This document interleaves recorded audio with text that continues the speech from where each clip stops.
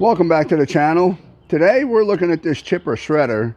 It's a Troy-bilt CS4325, and the owner says that it's jammed up. You pull on the rope and the rope don't come out.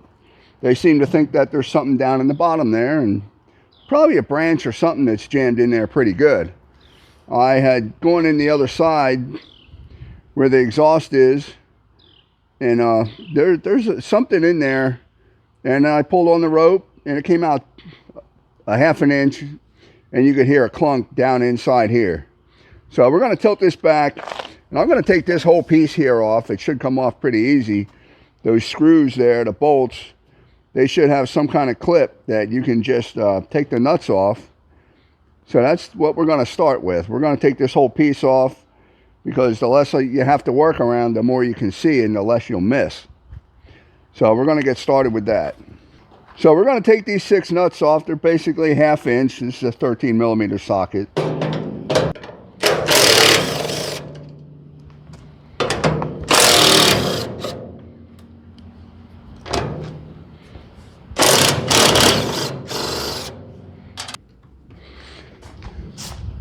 Okay, take 3. The bolt head on the inside is 3/8, so we're going to use a ratchet because it's pretty far down there. And then 7/16 for this lock nut. Of course, a flex head ratchet's not really the best thing to use here.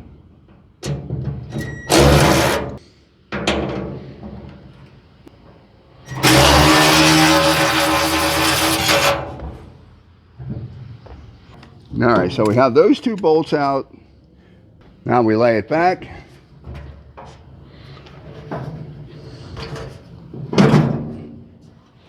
And we take all these nuts off, which I did already. And now this ought to come right off of here. So now we can get a better idea of what's going on down in here. And I'm going to pull the spark plug wire off.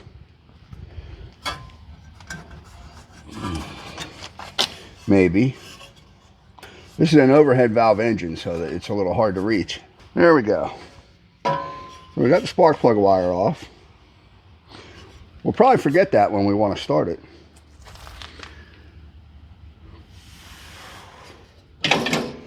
Okay, I see some bolts laying down in here, and that would definitely jam it up. So somehow down here, that's where the blade goes, right there. So we have some bolts laying down in there. Not really. There we go. So I'm not really sure what they're doing in there, but that one right there is getting hit by the blade and jamming up everything. So we're going to take this magnet I have, see if we can get down in there. Maybe I can get it from right here. That one anyway. We'll see. See if the heads will come out through there. I don't think they're going to. Now the other bolt is actually even bigger. So we're gonna, well, there, now they move. There's another one down here. Somebody was feeding this bolts. Not really sure why. I don't think these really eat metal too much. But I guess somebody tried to modify their diet. Maybe there needs to be a cover on that chute up there. I don't know. I don't know. Oh, there's more. There's that one. Well, there's no telling how many are in here. But the magnet will find them. My magnet's getting dirty. So we got a washer. It's like a Bellevue washer. This is a spring washer. Probably from a blade for a lawnmower. And we got more nuts down there. These parts did not come from this hardware. These got in here some other way, but they don't belong in here. Oh my gosh. Boy, there's a lot of crap in here. And I just dropped one. There we go.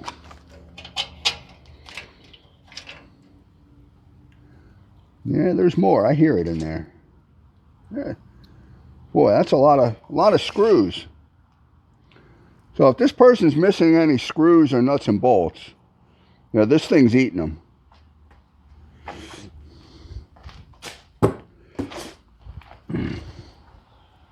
It's not digesting them real well, but it's eating them. Because they're getting down in here in the stomach. That one's even got the nut on it. That looks like it's from a battery. The battery cable's from a riding mower, probably. Another big washer.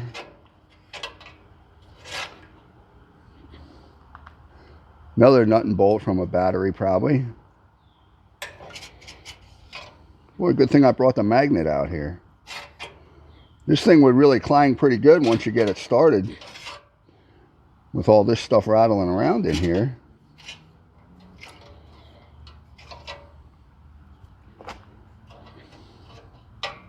Well, I guess it's a good thing I took the whole front piece off.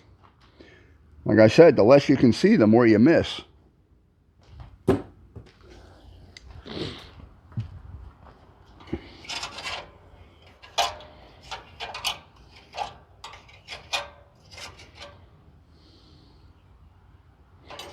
And the rest of this seems to be rust.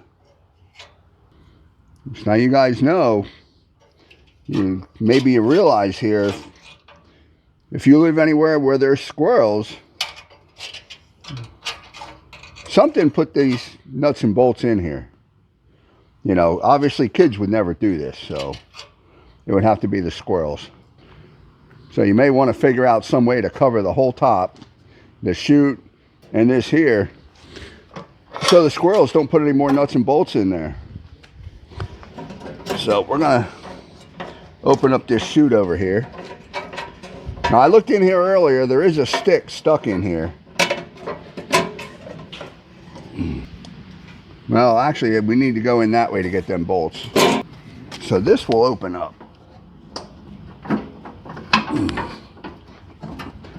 Reluctantly, but it will open up. There we go. Well, I can see one of them right there.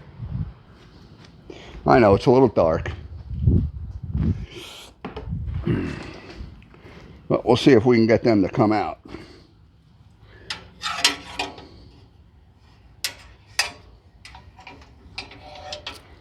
So there's one. And there is another one. I just have to get to it.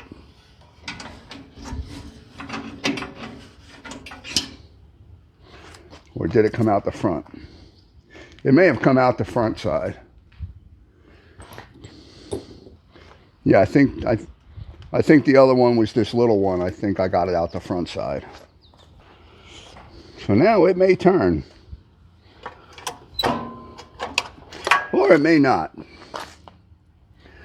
Well, let's lean it back. Ah, there's one more laying here. One more shiny one. That's the one I was looking for, I think. Now let's see if it'll turn.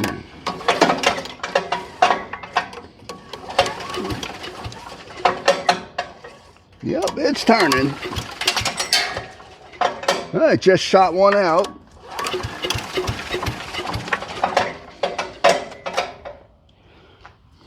All right. Somewhere over here is a nut or a bolt that came flying out.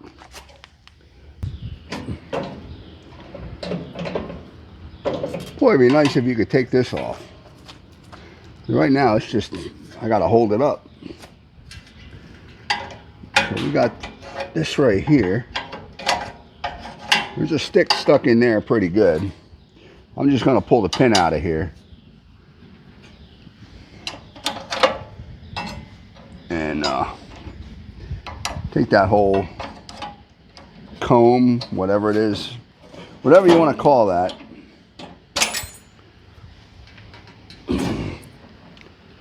This is what the hammers go through to help chop. This piece right here.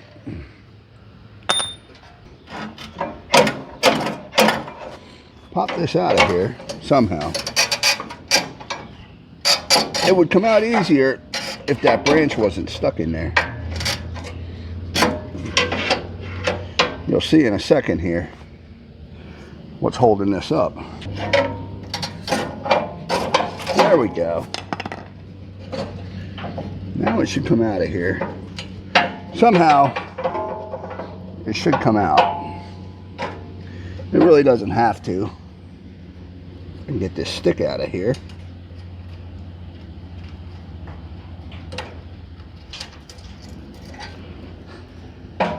So this was in there, but this is what was really holding it from coming out. See, now it's nice and loose there. But we're not really going to worry about getting it out. Probably this pin would slide out. There's another pin that it's pivoting on up here. Okay. Yeah, that pin is actually part of it. So to change this comb in here, to actually change it, I believe you would have to take this whole front cover off to get the pin to come out of this hole. But we don't need that to happen. We just need to get it unstuck. And we're going to put this part back together. There's going to be more to this. We're going to sharpen the knife in there. We're going to look at all the hammers, make sure they're not going to break off. And obviously, we're going to get it running. We're going to give it back to the customer, ready to go. Unless there's some catastrophic problem with the engine.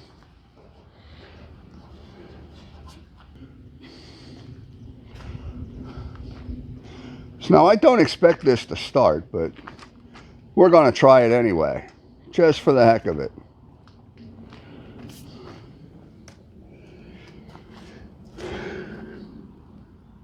Well, there's a dipstick up here that's really hard to get to.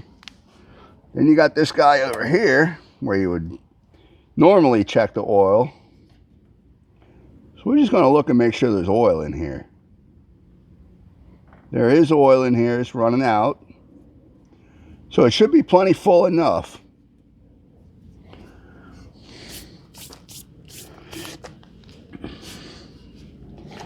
All right, choke is that way, but we're not going to try to start it quite yet. Oh, well, we got gas running out of there. So now we know we got a carburetor problem because the needle valve is not stopping the gas. Hopefully it's not afloat. You know, if there's any water in the gas and it froze over the winter, it would need a new float. So we're definitely going to be getting into some carburetor work here. Most likely, we're just going to change the carburetor.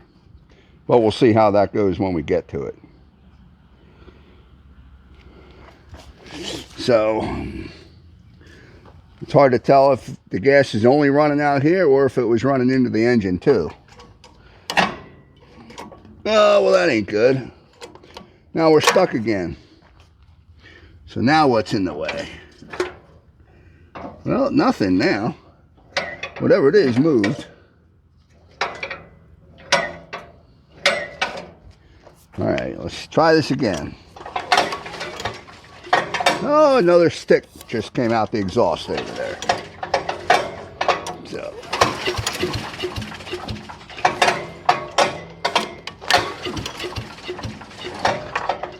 All right, I think it's ready to try and start. Now, obviously, you don't want to really operate it without the front piece on. But I did have it on stop, so it wasn't going to start anyway. We're going to leave the choke off because it's probably got plenty of gas that it won't need it. It's probably flooded.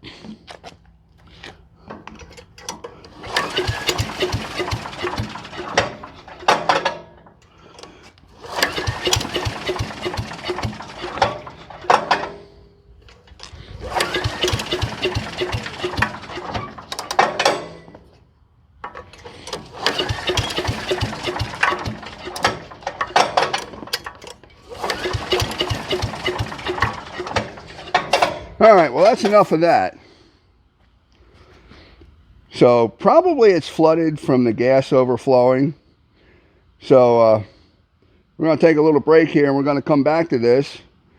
First, we'll pull the spark plug out, make sure we're getting spark. you know, the spark plug might be soaking wet. And we're going to make sure it's going to start before I even worry about the carburetor, because there's no reason to put parts on an engine that's not going to run unless you need the parts to make it run, but you don't need a carburetor to make it run. So we're going to leave it at that for now.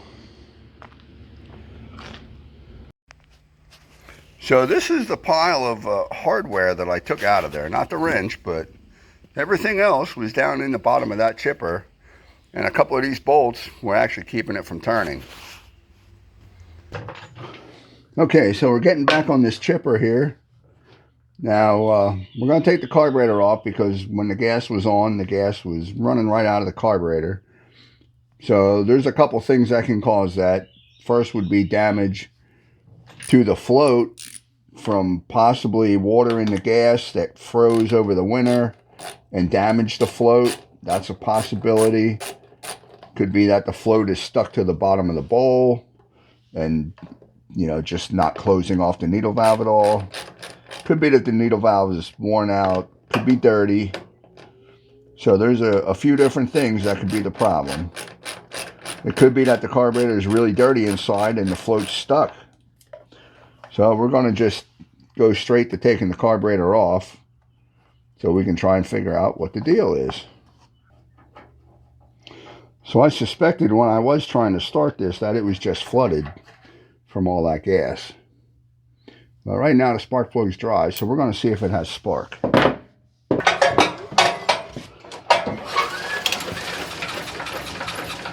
Okay.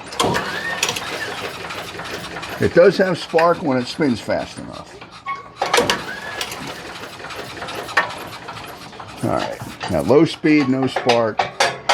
But when it spins fast enough, it does have spark. So,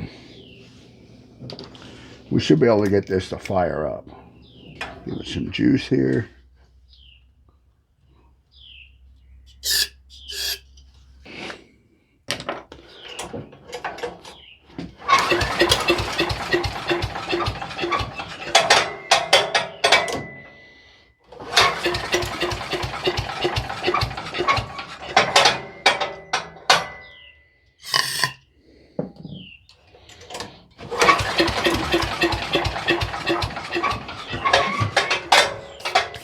Alright, so I'm a little worried now.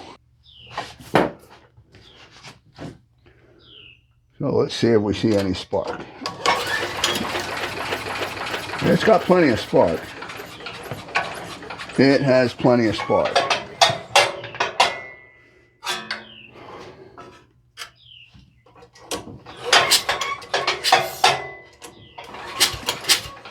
And it's got compression. So why is it not starting?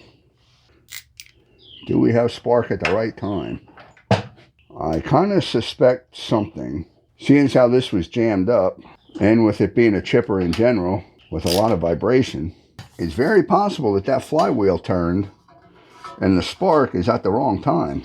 That's a real possibility.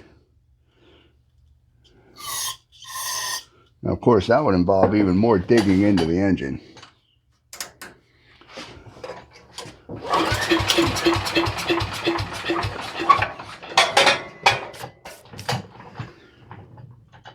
So I think we're going to have to make sure that that flywheel didn't turn. Let's go with 5/16.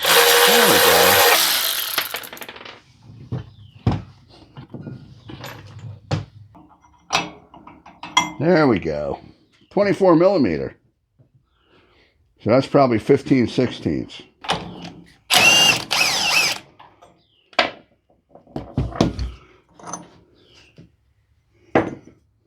No washer. There usually is a washer. Well, it sure doesn't look like the flywheel spun. So, why is it doing what it's doing? Yeah, that key is definitely lined up straight. Or why do we not have starting? Well, we'll give it one more shot here.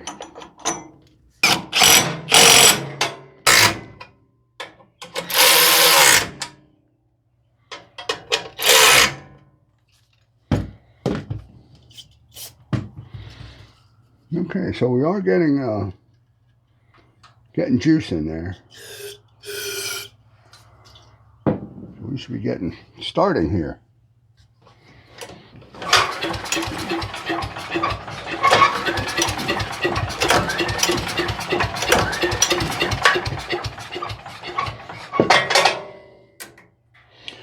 Why are we not getting any starting?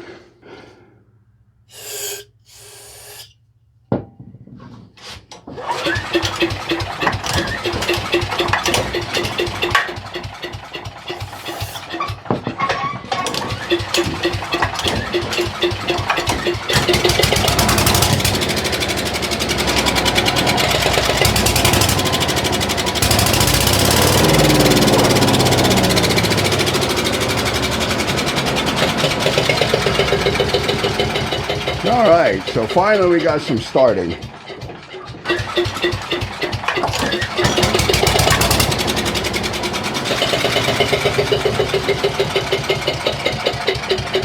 Okay, so it will run. It will run, so now we'll get into making the carburetor not a problem. So for some reason on here they made these 10 millimeters, so you're going to have to get your metric tool set. You know, just to make it interesting. Ooh. A little bit of a tight fit there. Alright, so this has a little manifold here, which really is just an extension. So we got this little manifold block here. Now, this is already trying to come off. So if we tilt this back this way, that'll come right off. And we take off the spring, and now our carburetor's off. Okay, so we're going to take this bowl off of here and just see what it looks like inside, and that might be it for today. It's getting a little bit late. Well, it's not horrible. Well, we got some dirt in there. Looks like the gas might have separated a little bit, but we definitely got some sticky residue build up there. And in here, the needle valve's moving up and down. Not really sure why it would be leaking. Unless we have a float problem.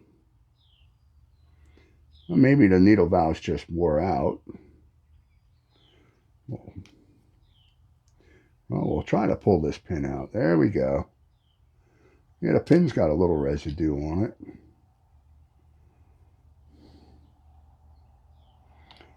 The seat looks okay from what I can see. The carburetor is surprisingly clean, so that's a good sign. Maybe we can just spray that. Hopefully we don't need a new carburetor. Well, the float's floating, but it really needs to float the other way. It needs to float that direction there. And it is actually floating.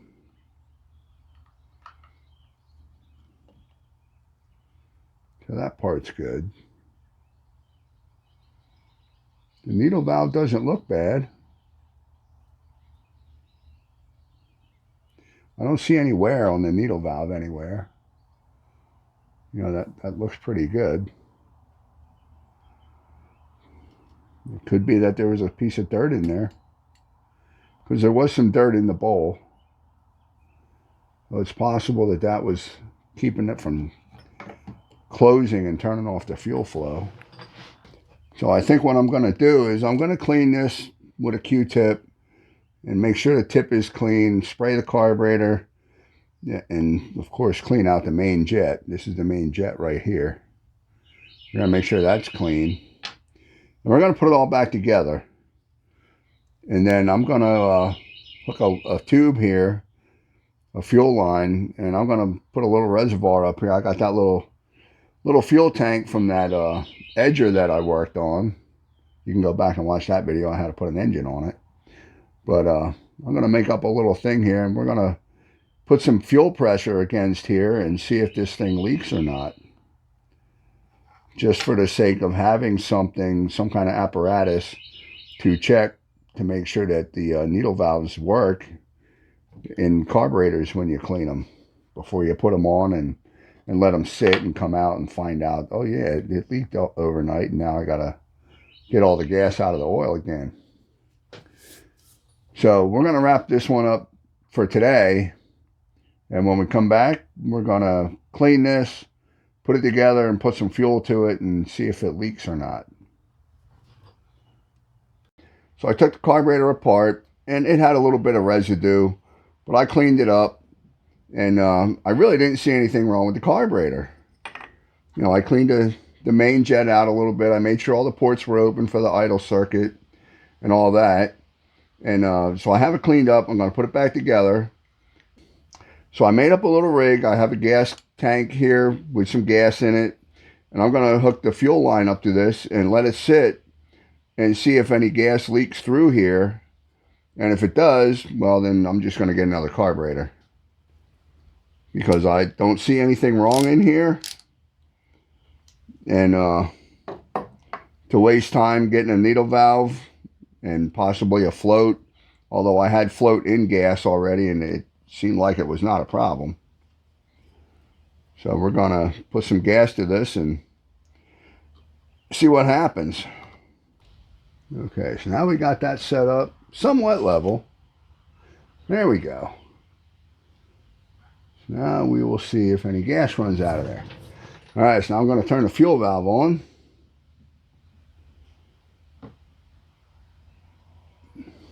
And whoosh, there it goes. So we had some gas going into the filter here. It's still going into the filter. It's not filling up because it's all going into the bowl. So here we can see we got some fuel moving there. Well, we have fuel laying here. It's not running out of the hose anymore. So that means that the float valve, the needle valve, probably turned off the gas, because there is no more running out of there. And there's plenty in the tank up here. That's not a problem. There's plenty in the tank. With this clear filter, I can see any gas that's going to come out of there. And there's a drop there. There's a drop right there, you can see. So I'm going to go back in the house. I got things to do.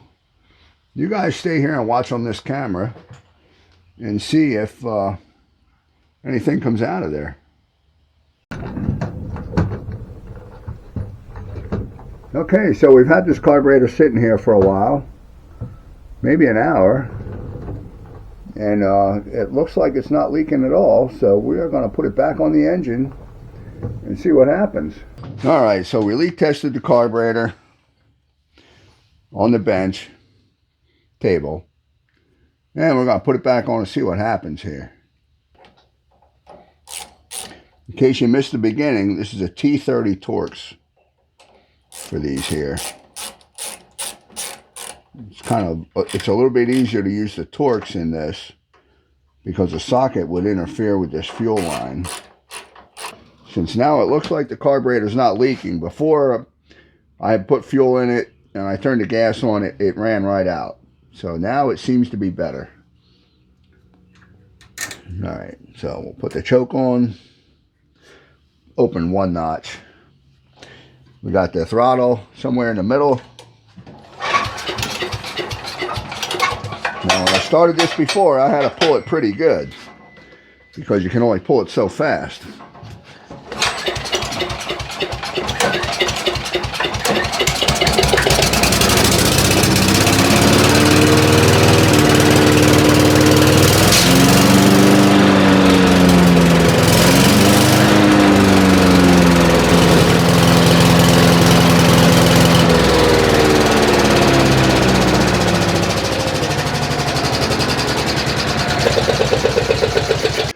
Okay, well, it seems to run okay at anything above idle. And this really doesn't need to idle slow. So I think we might be okay with the carburetor, as long as I can get it so it starts fairly easy. But it runs off the carburetor, it runs smooth when you put the throttle up a little bit. So our next step is going to be to see if we can put the fuel shutoff in here. The customer was asking about getting it moved into there. So that's going to be the next step. The next time I work on this, I'm going to start it up again, make sure it's consistent, then we'll worry about that. Then we'll put the front back on. Well, we'll take the blade off, the chipper blade, and sharpen that up. Get the front back on, test it out a little bit. But we made good progress now. It's back to being in running condition. So we're going to leave it at that for now and pick up on it later. Okay, so we're getting back to this chipper here. Now that we got the trailer unloaded that you saw in that last video. And so we got it together. We saw it run. And the customer would like to have the fuel shutoff installed right here. I really think that was a primer at one time, but in this application it gets a choke lever. So we're going to install a hole there, see if we can get this, and see if we can get this snowblower style fuel shutoff valve installed there. And it's really going to just be the hose that holds it. You know, this hose back here, and then this hose is going to come out right through there, and that's what's going to hold it. You know, this is a little stiff to turn. It may loosen up a little bit over time. But we're going to see if we can get this to fit in there. You know, just drilling a hole in there is not going to really hurt anything. So hopefully I can get this to fit through that without making the hole too big. Yeah, there's a bracket right here, but we're going to miss that. We might touch that hose a little bit, but I'm going to see what we get here. Oh, that just popped right out. So that's a blank cover. That was actually a sticker. Well, how about that? It certainly does seem like it was made to be there. So that part went pretty quick. But now I got to cut the fuel line up under here at just the right spot so that it pushes onto that valve. So let's see what we can get out of that.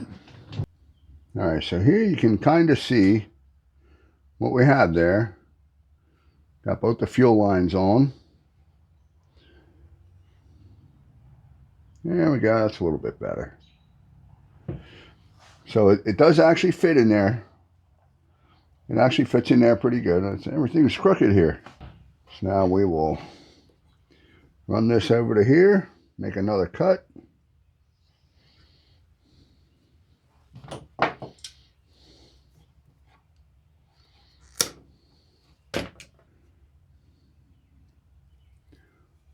See how this feels once it's on there. No, that clamp's a little bit too big. There we go. All right, so we got that part done. So now the fuel shutoff is in here.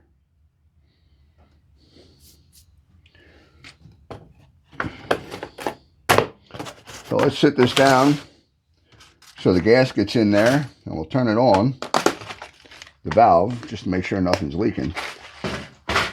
All right, so we're going to turn the valve on. And we'll put the two screws back in this bracket. No directions here on which way is open and closed. I mean, it's easy to tell when you have the cover off. But I thought maybe it would say something on here. You got your rabbit and your turtle and your stop. This probably had a label on top to tell you which way. Oh, okay. It says it right on top of the handle here. Choke with an arrow. Be nice if that was white. White, you know, white outline. So choke that way. Yes. All right, so now we can put the filter back in. The filter looks good. even a pre-filter. Getting a little old, but it'll still do its job. It seemed a little hard to start before, but now I got the choke closed all the way. And the air filter's on, so that could create a little more vacuum to pull the fuel in.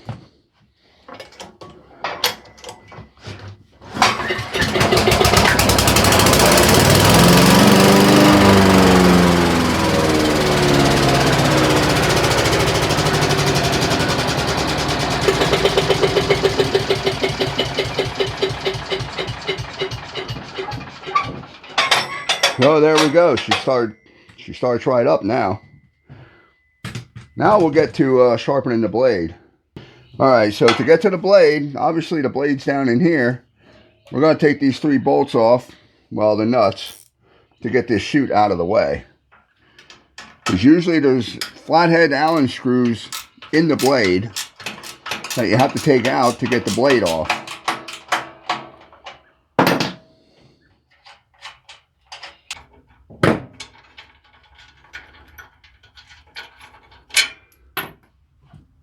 Let's use a different tool here. This way I can squeeze the trigger and hold this with the other hand.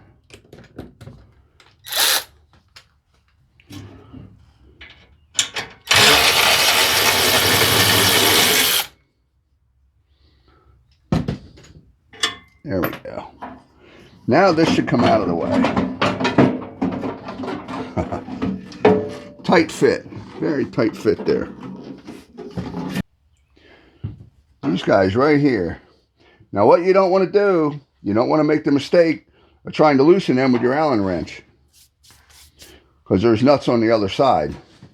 And now that we got the whole rest of the machine apart, it's real easy to get to them. So let's see if we can dig some of this wood out of here.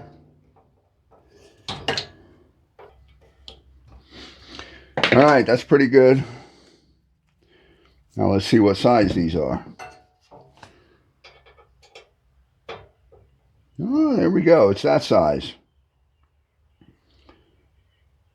3/16. See if I can get on there with this. Well, with an extension, it is actually straight. Need more power.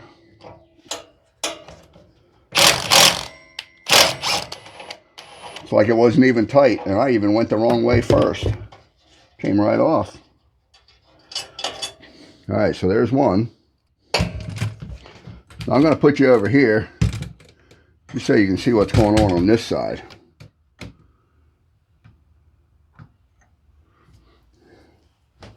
So right here is the bolts. I took the outside one. Now we're going to do the inside one. The Allen wrench is just to hold the screw. It's not to turn it, because it'll break off before it gets this loose, and then you still got to take the nut off. It's a nylock nut.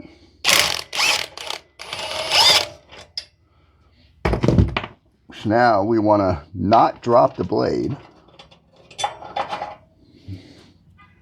So we take off the blade, and this is the way the blade was in there. Just like that. And it's actually hard to put it in backwards because the bolts go through from this side with the countersunk holes there. So the blade goes in like this. And I'm going to use my grinder, sharpen this up, because wherever it's not sharp at, it's not going to cut, and it's going to keep the branch from feeding in any farther because it's just not going to cut there. Because I've sharpened plenty of these already, and you just have one spot where it's not going to cut. It's just not going to cut the whole thing. Okay, so we got this sharpened up here.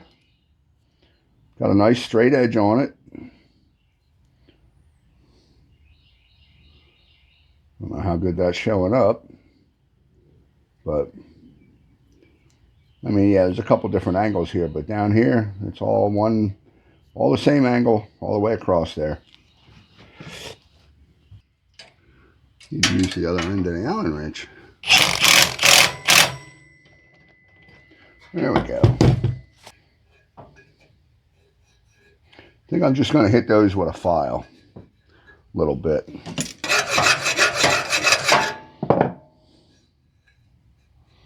That's pretty good there.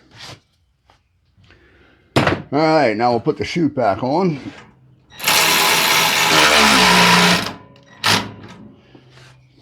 So now we can tighten these guys up.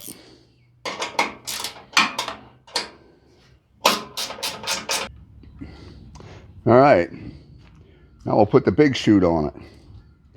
So it's on. Now I'll put the rest of these nuts on this side.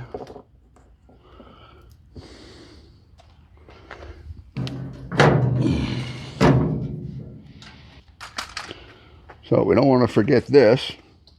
This is the tricky one because you got to have really long arms.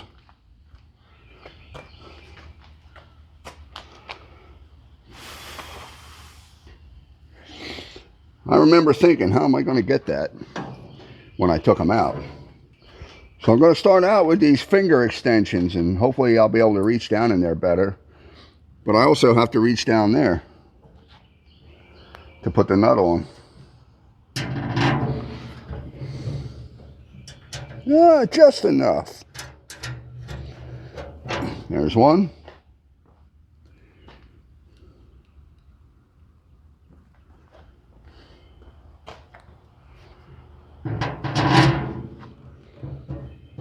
Yeah. A little tricky when you're looking at it with only one eye because the other one's blocked. All right.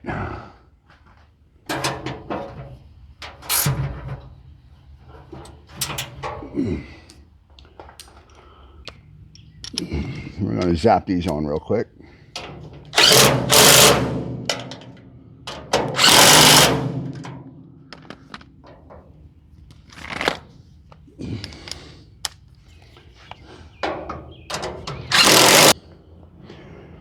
All right, so we have it all back together. Of course, we have to try to chip something. I don't know what kind of wood this is, but it's not oak. You know, you can actually, if you swing this hard enough, you could break it. But it is wood. So,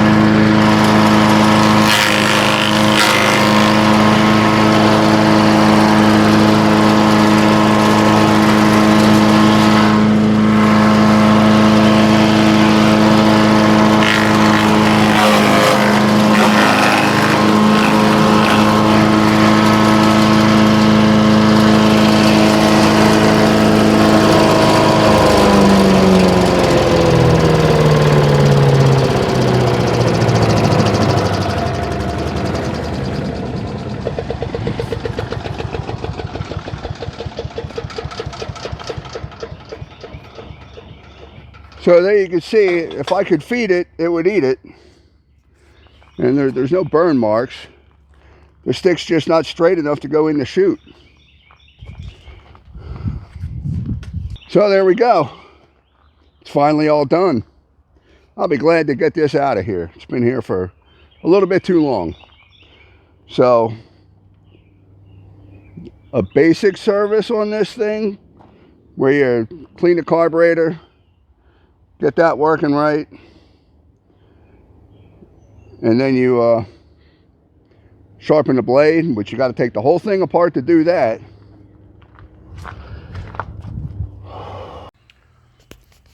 So just a quick recap for all of you people watching with young aspiring mechanics. Inside the chipper is not where the extra screws go. That's not where you put the leftover nuts and bolts.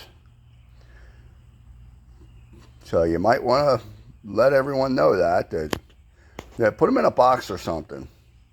Put them in a glove box of Dad's car. But don't put them in the chipper because it could keep it from turning, and then you have to tear it all apart. So we'll see you in the next video.